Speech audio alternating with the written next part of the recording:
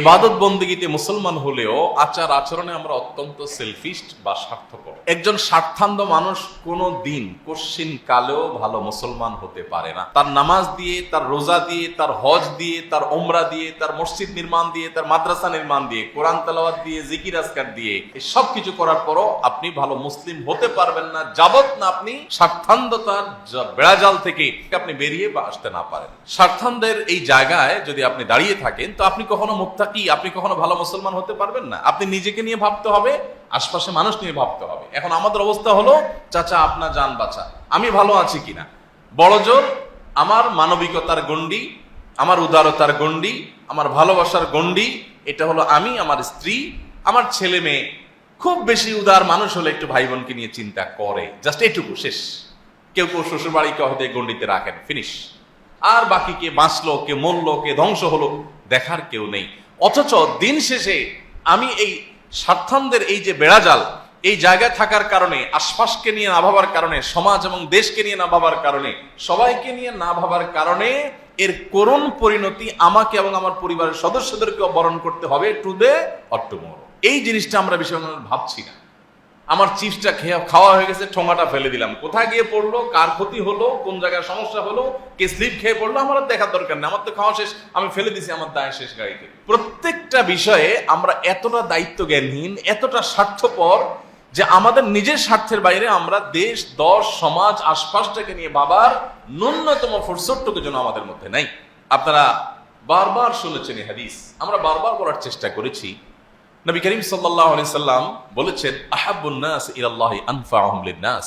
মানুষের মধ্যে সবচাইতে আল্লাহর কাছে প্রিয় মানুষ সে, যে মানুষ যত বেশি মানুষের ব্যাপারে পরোপকারী হয়, নিজের ধান্দা শুধু করে না, যে আমার দ্বারা কার উপকার হতে পারে, কাকে আমি একটু উপকার করতে পারি, পৌঁছতে পারি, কোনো বিপদে সহায়তা করতে পারি, আমার কারণে কারোর কোনো অসুবিধা হচ্ছে কিনা, এই জিনিসটা যখন সবাই অ্যালার্ট হয়। আমি খুব গভীরভাবে লক্ষ্য করি, যে কোনো জায়গায় যাই, যে আমাদের মেন্টালিটি, আমাদের আচরণ কেমন।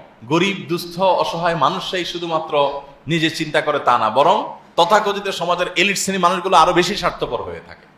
তাদের মধ্যে স্বার্থপরতার পরিমাণ আমি আরো বেশি লক্ষ্য করেছি।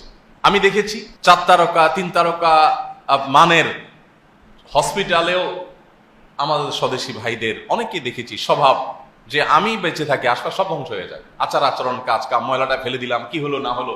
আমি প্রায় সময় একটা উপমা আপনাদেরকে দিয়ে থাকি, যে বাসায় চিংড়ি মাছ আনছেন, চিংড়ি মাছ কোটাকাটি শেষ, বাসায় সেটা থাকছে, আগের দিন আনছেন, কোটাকাটি করছেন, এখন গন্ধ ভাইরাস আপনার কিচেনে ময়লার যে বিনটা আছে সেখানে আপনার দুর্গন্ধটা ছড়াচ্ছে। তো আপনি কি করলেন, পলিথিনটার মুখটা বেঁধে আপনার দরজার সামনে রেখে দিলেন।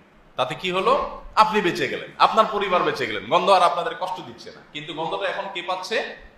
ওই সিঁড়ি ঘর দিয়ে যত মানুষ অতিক্রম করছে, উপর থেকে নিচে নামছে, প্রত্যেকে নাকে হাত দিয়ে দিয়ে নামছে, আপনার প্রতিবেশী দরজাটা খুলছে আর দুর্গন্ধ দিয়ে তাকে ওয়েলকাম করছে। ছোট্ট একটা ইস্যু, হয়তো আমরা চিন্তাও করি না।